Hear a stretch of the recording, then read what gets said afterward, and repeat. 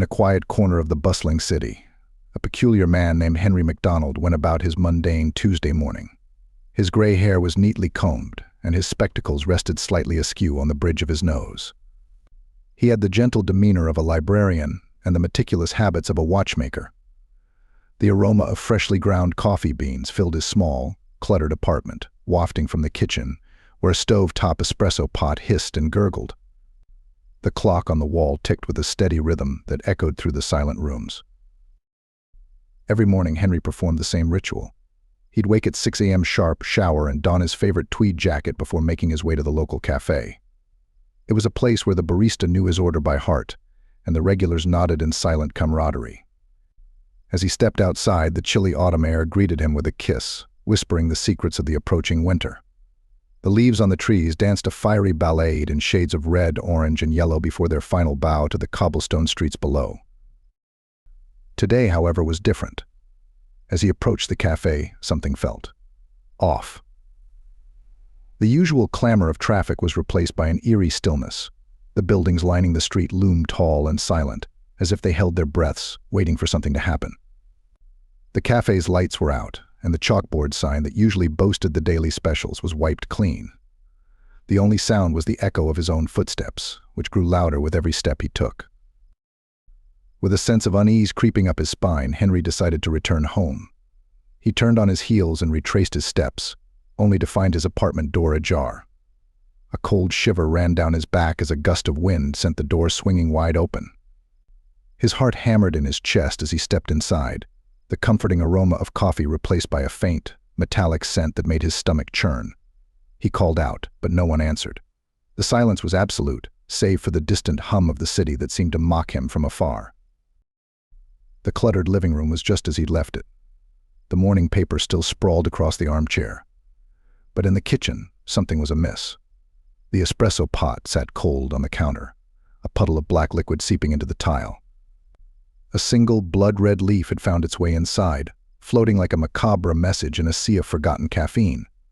His eyes darted around the room, searching for any sign of life or disturbance. The walls seemed to press in closer, the air thick with an unspoken dread. Mustering his courage, Henry ventured further into his apartment.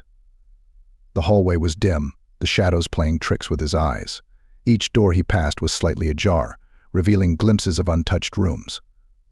His hand trembled as he reached for the first doorknob, pushing it open to reveal his bedroom.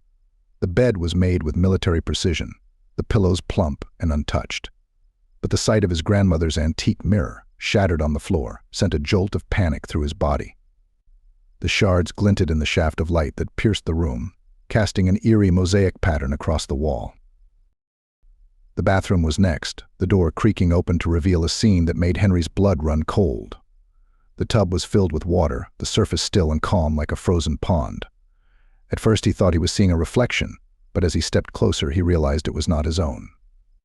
A face stared back at him from the depths, pale, distorted, and unblinking.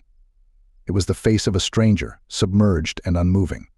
The water was tinged with the scent of decay, and bile rose in his throat. He stumbled back, eyes wide with horror. The silence of the apartment was no longer a mere absence of sound, it was a living, malevolent force that had seeped into every corner, wrapping itself around him like a shroud. With shaking hands, Henry grabbed the phone from the hallway table and dialed 911. His voice trembled as he spoke to the operator, describing the lifeless eyes that had greeted him in the mirror. The line crackled with static, and the operator's voice grew distant. Just as he was about to hang up, it cut out entirely. He was alone, and the realization hit him like a sledgehammer. His eyes darted around the apartment, searching for an escape. The stairs leading to the rooftop beckoned, promising a way out of the suffocating dread that had taken hold of his home. With a deep breath, he forced his legs to move, climbing the stairs two at a time. The door at the top was unlocked, and with a final push, he emerged onto the rooftop. The city sprawled before him, a sea of buildings that stretched into the horizon. The early morning fog had lifted, revealing a clear blue sky. For a moment he felt a semblance of normalcy, but then he saw them figures dressed in tattered, Victorian-era clothing, moving in a silent, synchronized dance across the rooftops. Their eyes were as empty as the face in his bathtub, and their movements were jerky, as if controlled by unseen puppeteers. Panic surged through him like a wildfire. He backpedaled into the stairwell, slamming the door shut with a bang. His heart raced as he stumbled down the stairs, his breath coming in ragged gasps.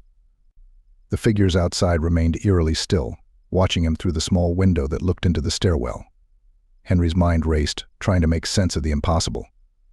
As he reached the ground floor, the door to his apartment swung open with a groan. The chilling silence had been shattered, replaced by a cacophony of whispers that grew louder with every step he took towards the exit. The voices were a symphony of despair, a chorus of the lost and forgotten. He had to get out. He had to tell someone. But as he stumbled into the empty street, the buildings around him began to twist and contort, their facades melting away to reveal a twisted, nightmarish landscape. The cobblestones grew spikes, and the trees stretched their gnarled limbs towards him like skeletal fingers. The figures from the rooftops descended, closing in around him in a silent, terrifying embrace.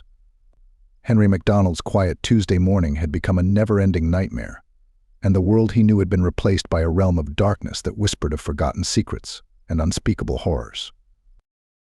He broke into a sprint, the whispers now a deafening roar that seemed to come from every direction. His mind was a whirlwind of fear and confusion, his thoughts a jumble of half-formed questions and desperate prayers. As he rounded a corner, the street opened up into a small park, the one place he had always found solace in the heart of the city.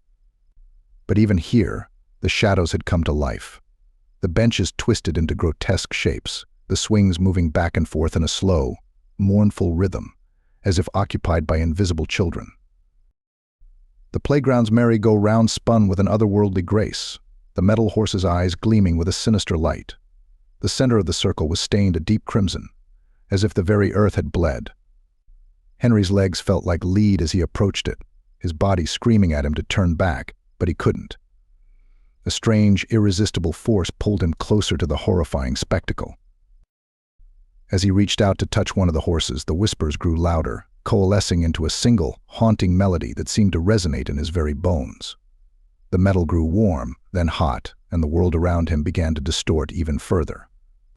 The figures in the tattered clothes moved closer, their movements more erratic and unpredictable. They reached for him, their fingers elongating into claws that seemed to stretch the very fabric of reality. With a roar of defiance, Henry yanked his hand away, the searing pain jolting him back to reality. The figures recoiled, their grip on the world momentarily loosened. He didn't know how, but he knew he had to keep moving. He sprinted through the park, dodging the grasping branches of the trees and the grasping hands of the shadows. The whispers grew fainter with every step, the distortions less intense. And as he stumbled out of the park, panting and disoriented, he saw the glimmer of hope his neighbor's house, the lights on and a flicker of movement in the window. The door was unlocked, and he stumbled inside, slamming it shut behind him. Mrs. Jenkins looked up from her morning paper, her eyes wide with shock. "Mr. McDonald, what on earth has happened to you?" she exclaimed. But before he could respond, the whispers grew louder, the shadows began to stretch, reaching into the room with tendrils of darkness. Henry realized with a sinking feeling that he had brought the horror with him, that he was the source of the nightmare that had consumed the city. The reflection of his own face in the window grew paler, more distorted, until it was no longer his own, but a mirror image of the face he had seen in the tub dead, and staring back at him with the same lifeless eyes. And as the world outside grew darker, the whispers grew clearer, whispering the name of the ancient entity that had claimed him as its vessel, setting the stage for an eternity of terror. He had to get away, to warn someone, anyone, of the horror that had been unleashed. The whispers grew into a cacophony of screams, the air thick with the scent of fear and decay. His neighbor's house was no longer a sanctuary but a prison, the walls closing in around him as the shadows grew more solid, more malicious. The figures in the tattered clothes danced around him now, their movements becoming more frantic, their whispers a symphony of madness. With a desperate burst of strength, Henry broke through the ring of figures and stumbled back into the street. His mind raced as he searched for a way to escape, to find someone who could help him make sense of this living nightmare. The city was a labyrinth of twisted streets and alleyways that all looked the same, as if the very fabric of reality had been torn and resewn into a pattern of despair. The buildings leaned in, the windows staring down like the eyes of 1,000 silent judges, the whispers of the lost echoing through the narrow corridors. He ran until he couldn't anymore, his lungs burning and his legs trembling. In the distance, he saw the faint glow of what looked like a beacon of hope, the library, a bastion of knowledge and sanity in this hellish realm. As he approached, the whispers grew fainter, the shadows receded. The heavy doors creaked open, beckoning him into the quiet embrace of the book-lined halls. He staggered inside, collapsing onto the cold, hard floor, the smell of dust and ink enveloping him like a comforting blanket. But as he lay there, gasping for breath, the books began to stir. The pages fluttered and turned. The whispers grew louder, until the very walls seemed to speak in a chorus of ancient, unearthly voices. The words on the pages bled together, forming images of the entity that had claimed him, its history and its power laid bare before his eyes. It was then that Henry McDonald, the unassuming librarian, understood the true horror of what had occurred. He had become the plaything of a force that transcended time and space, a creature that fed on fear and despair, a monster that could never truly be contained. And as the library closed in around him, the whispers grew to a crescendo, the pages of the books becoming a prison of his own making. He knew that this was just the beginning of a story that would never find an end.